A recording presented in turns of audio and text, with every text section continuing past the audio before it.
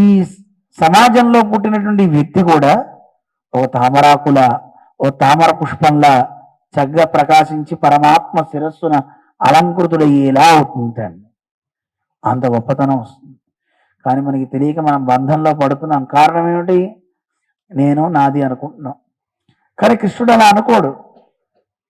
ఆయన గీతలో చెప్పాడు. అర్జునుడు అడుగుతాడు, కృష్ణ నువ్వు కూడా మాలాగానే పుడుతున్నావు కదా, మాలానే చేస్తున్నావు కదా, దాని గురించి చెప్తున్నారు. అన్నిట్లో తాను ఉంటున్నప్పుడు మరి ఆయనకి ఆ దోషాలు అంటవా? అంటవు. ఎందుకంటవు? ఆయన చెప్పాడు, నమాం కర్మాణి లింబంతి నమే కర్మ ఫలే స్పృహ ఇతిమాం యోభిజానాతి కర్మభీన సబధ్యతే. నాకే కర్మ అంటదో. ఎందుకంటదు? నేను అంటించుకోను. నేను చేస్తున్నానని అహంకారం నాకు ఉండదని దేవుడంతటి వాడే అనుకుంటున్నాడు. కానీ మనం అనుకుంటున్నాం నేను చేశానండి అనుకుంటాం. అనుకో తెలియగల వాళ్ళైతే ఏమండి భాగవత్ సప్తాహం ఎంత బాగా చేశారండి అని మాధవి నారాయణ రెడ్డిని అన్నా అనుకోండి, అయ్యా మేమేం చేయలేదండి దేవుడే చేయించుకున్నాడు అని చెప్పాలి. ఇది మనం నేర్చుకోవాలి. నేను చేస్తే నా పేరు చెప్పరా అనేది ఎక్కువ మనుషుల్లో ఉంటుందా ఉండదా? మన వాళ్ళు కార్యకర్తలుగా బోల్డన్సార్లు చేస్తూ ఉంటారు. అంత సేవ చేస్తే నన్ను కనీసం గుర్తింపు కూడా లేదండి, పేరు కూడా చెప్పలేదండి అంటారా? అనరా అండి? సహజంగా ఎంతమందికి అనిపిస్తుంది చెప్పండి? అందరికీ అనిపిస్తుంది. ఊళ్ళో బోర్డు మీద పేరు రాయకపోతే అదే సంగతులు. దేవుడు ఒకవేళ పరీక్ష చేద్దామని అలా వాడి పేరు అర్చక స్వామి రాయించలేదనుకోండి, ఆ నెల ఆయన శాలరీ కాస్త కట్టు. ఎందుకయ్యా?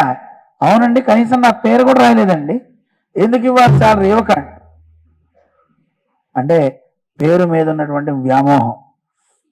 ఈ పేర్లు వీళ్ళ దుంపల దగ్గర ఎలా ఉన్నారంటే మనుషులు. మొన్న ఈ మధ్య ఒక ఊరు వెళ్ళాను, సూర్యాపేట దగ్గర ఉపన్యాసం దగ్గర నాకు ఒక చిన్న ఆసనం వేశారు, సింహాసనం. ఆ పక్కన 2 కుర్చీలు వేశారు. కుర్చీలు వేసిన తర్వాత ఒక పక్క మా ప్రధాన అర్చక స్వామి రఘుదత్ స్వామి కూర్చున్నారు, ఇంకో పక్క సూర్యాపేటలో ఉండే వేణుస్వామి అని ఆయన కూర్చున్నారు. ఒక ఆయన మాట్లాడితే ఆ పక్కన ఉన్న వేణుస్వామిని పిలుస్తున్నారు, స్వామి ఒకసారి రండి అని. పిలిస్తే ఈయన లేచి వెళ్తే ఇంకో ఆయన ఏదో చెప్పబోతున్నాడు, కానీ నాకు అటువైపు ధ్యాస పెట్టలే. 3 సార్లు 4 సార్లు పిలిచాడు. ఏంటని ఏమో అన్న. ఈ లోపల దేవుడు కళ్యాణం జరుగుతుంది. కుర్చీ వంగ చూపిస్తున్నాడు వేలు. చూసా, నాకేం కనపడలే. స్వామి ఆ కింద పేరు నాదే, నేనే డొనేట్ చేశా అన్నాడు. ఆ కుర్చీ మీద పేరు రాశారండి. అని ఆ కుర్చీ నేను ఇచ్చాను సార్ అని చెప్పాడు. అయితే సర్లే అన్న. వాడిని చూసి ఇంకోటి ఒళ్ళు మండిపోయింది, అమ్మా అని చెప్పి. యువతనున్న కుర్చీలో ఉన్న ఆయన రఘుదత్త స్వామి ఒకసారి లేవండి అని ఆయన సైడ్ చేస్తున్నాడు. ఫోన్ నేను కూర్చున్నాడు ఆయన. ఎందుకు లేవమంటున్నా ఏమిటా అని అడిగా. స్వామి ఆ కుర్చీ నేను ఇచ్చా అన్నాడు. ఓడి బాబు, అసలు ఈ గోల వద్దని నేను లేచి నిలబడ్డా. ఎందుకంటే ఈ కుర్చీ ఎవడని ఇచ్చానేమో నన్ను అడుగుతాడని పేరు చూస్తే దాని మీద పేరేం లేదు, అదృష్టం. ఎందుకంటే ఎవరికి వాళ్ళకి ఆ పేరు రాస్తారు. అందుకే పేరు రాసిన కుర్చీ మీద కూర్చోను అని ఒక నియమం పెట్టుకున్నా. అందుకే కుర్చీలు కూడా వెతుకుతున్నా. ఎవరన్నా కుర్చీ చూసుకుని పేరు ఉందా అని చూస్తా, లేదంటే కూర్చున్నా. ఎందుకు వచ్చింది? ఇలా ప్రతి వ్యక్తికి నేను, నాది, ఈ పేర్ల గోల ఎక్కువైపోయిందండి. అంటే మనం బంధంలో పడ్డానికి ఇదే నాంది, బీజం. అది వద్దంటున్నాడు కృష్ణుడు. నాకు అంటించుకోపోవడానికి కారణం ఏమిటయా? ఇదే కారణం. నమాం కర్మాణి లింపంతి నమే కర్మ ఫలే స్పృహ. ఆ ఫలం నాకు కావాలని కూడా నేను అనుకోను అంటాడు పరమాత్మ. ఇది మనిషికి కావాలి. అందుకని ఆ సర్వేశ్వరుడు సాక్షాత్తుగా ప్రతి వస్తువులోనూ అన్నిట్లోనూ ఆయన అంతర్యామిగా ఉన్నాడు. ఉండి నడిపిస్తున్నా వేటి దోషాలు ఆయన అంటించుకోడు.